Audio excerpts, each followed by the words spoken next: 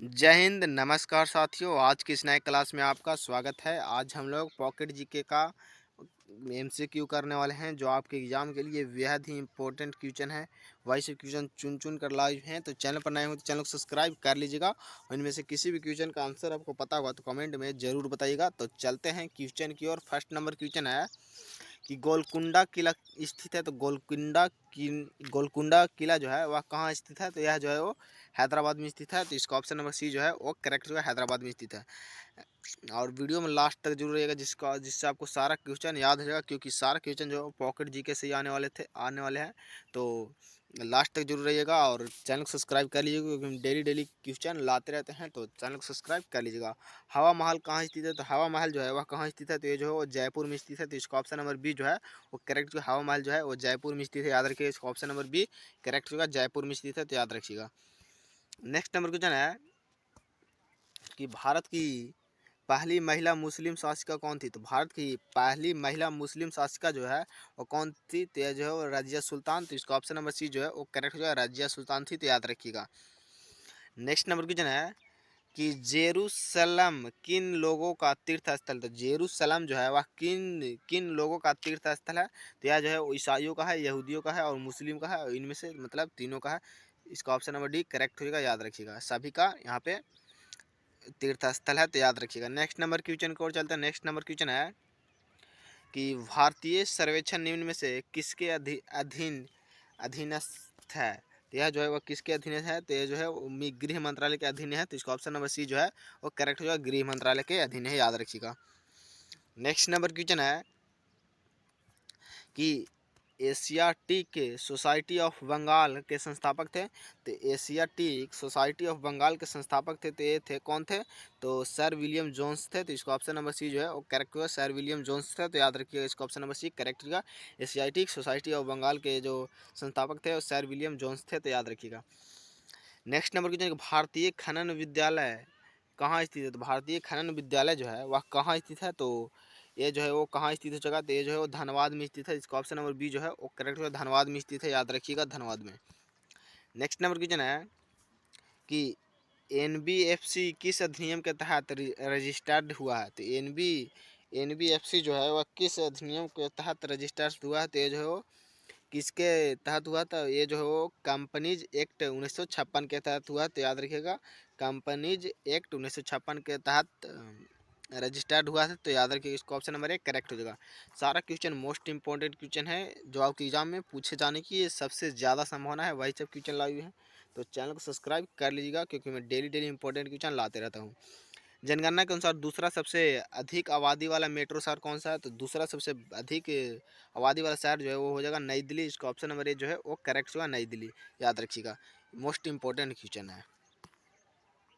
Next number question है कि भारत की तीसरी पंचवर्षीय योजना का शुरू हुई थी। तो भारत की तीसरी पंचवर्षीय योजना की शुरू जो है 1961 ईस्वी को हुई थी। तो इसका ऑप्शन नंबर ए जो है वो करेक्ट होगा, 1961 ईस्वी की शुरू हुई थी। तो याद रखिएगा। नेक्स्ट नंबर क्वेश्चन है कि विश्व कैंसर दिवस कब मनाया जाता है? विश्व कैंसर दिवस जो है वो 4 फरवरी को मनाया जाता है। याद रखिएगा, 4 फरवरी को जो है विश्व कैंसर दिवस मनाया जाता है। तो इसका ऑप्शन नंबर है करेक्ट होगा। याद रखिएगा। अगर वीडियो पसंद आए तो वीडियो को लाइक एंड दोस्तों में शेयर जरूर कीजिएगा, जिससे उनका भी एग्जाम आसानी से निकल पाए। तो वीडियो को शेयर जरूर कर दीजिएगा।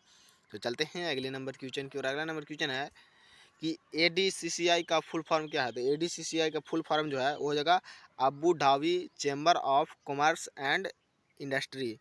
Abu Dhabi chamber of commerce and industry. याद रखिएगा, ये भी क्वेश्चन पूछता है। नेक्स्ट नंबर क्वेश्चन को चलते हैं। नेक्स्ट नंबर क्वेश्चन है, इसका पीडीएफ चाहिए तो आप मेरा टेलीग्राम चैनल ज्वाइन कर सकते हैं, जो आपके डिस्क्रिप्शन बॉक्स में लिंक दिया हुआ है। तो टेलीग्राम ज्वाइन कर लीजिएगा।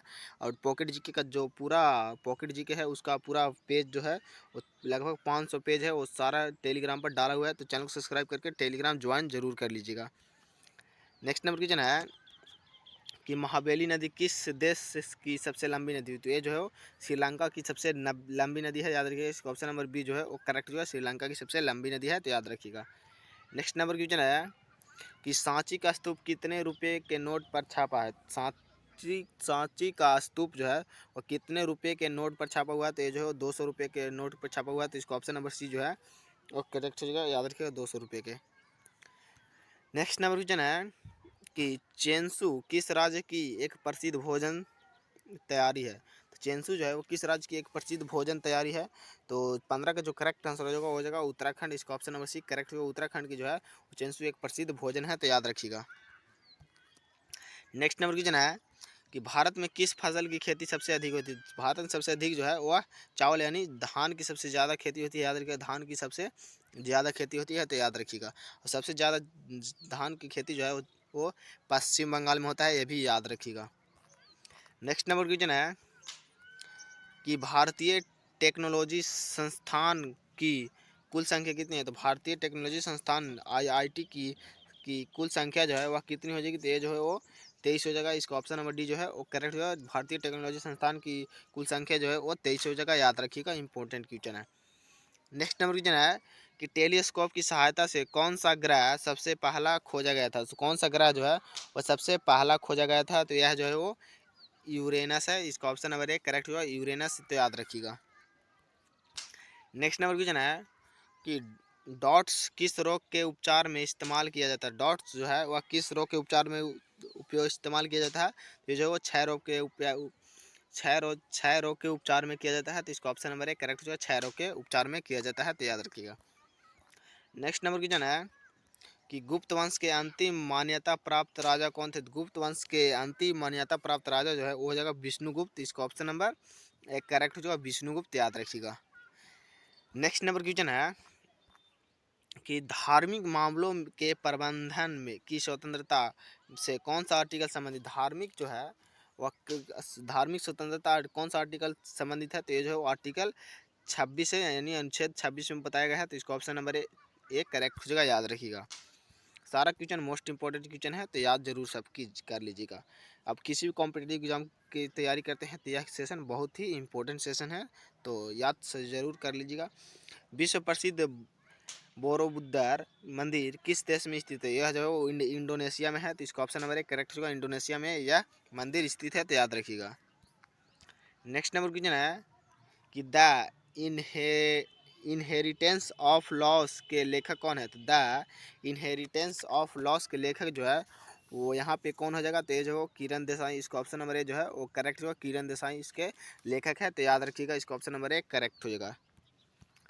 नेक्स्ट नंबर क्वेश्चन है कि उर्दू का मशहूर शायक मिर्ज़ा गालिब का वास्तविक नाम था। तो मिर्ज़ा गालिब का वास्तविक नाम जो है वो था असदुल्ला खां, याद रखिएगा असदुल्ला खां। ये भी क्वेश्चन इंपॉर्टेंट क्वेश्चन है। ये भी क्वेश्चन जो है वो आपके एग्जाम में बहुत बार पूछा जा चुका है, तो याद जरूर कर लीजिएगा। किसने कहा था कि दिल्ली अभी दूर है। तो किसने कहा था कि दिल्ली अभी दूर है। तो एक कहा था निजामुद्दीन औलिया ने कि दिल्ली अभी दूर है। तो इसका ऑप्शन नंबर बी जो है वो करेक्ट होगा। इसका ऑप्शन नंबर बी करेक्ट होगा, याद रखिएगा।